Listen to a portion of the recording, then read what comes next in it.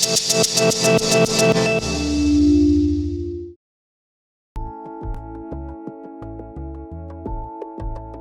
the UK, we've been trying to integrate care for some time, and the good news is that it's accepted as a priority, both at a national level and locally, and above all among the clinicians delivering care.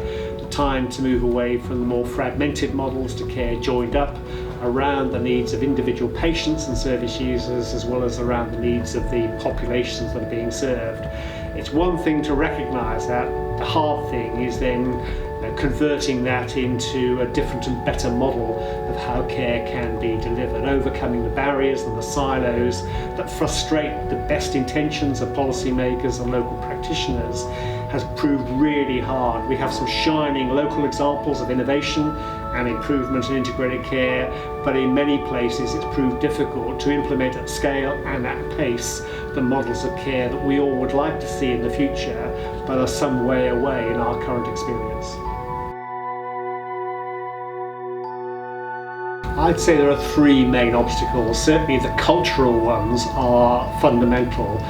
Differences in working style, working approaches, depending on where doctors, nurses, other clinicians practice, and their willingness to reach out and achieve better coordination with others. But secondly, there are the financial barriers, the different funding streams that aren't well aligned. Unless you have the right kind of incentives in the payment system, it's always going to be an uphill struggle. And then thirdly, the organisational barriers. There is a huge complexity in the health service in England, not just in healthcare, but between health and local government, with the local government authorities funding and providing social care services. If you add all three of those together, cultural, financial, organisational, you can see why it's not easy to deliver integrated care in practice. There are some excellent examples of places in England that are beginning to overcome these barriers. A well-known one is on the south coast of England in Torbay, where for over a decade now the different agencies have been working together around the needs of older people in particular. It's a retirement community. People go there in later life because it has a pleasant climate, but it has more people aged over 65 than most areas of England. So it has a good reason to want to bring different health and care services together. And it's demonstrated good results: reduced use of hospitals, more care in people's homes, greater independence and greater well-being for the population that's served.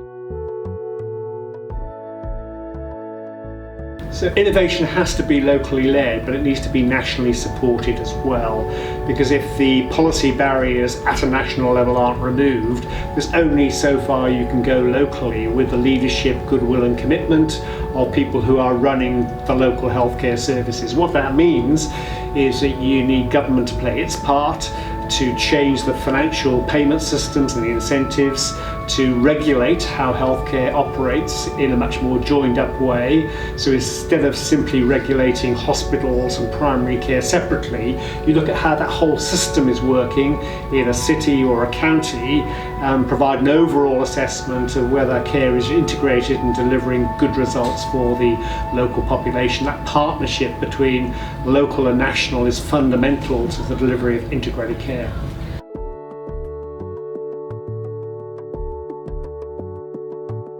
There is a view back home that if you integrate care, it will save money, and I think it will, but it won't enable you to deliver care at a lower cost, because the money you save will then be reinvested into delivering better care for the population as a whole.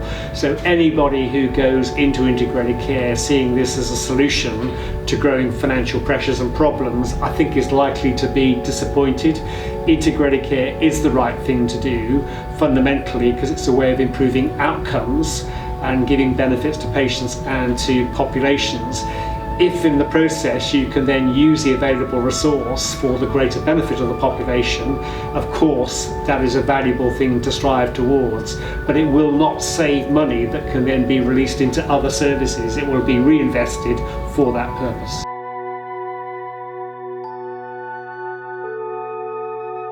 The lessons from us start with the patient and the person who will benefit from care that's much more joined up rather than fragmented care.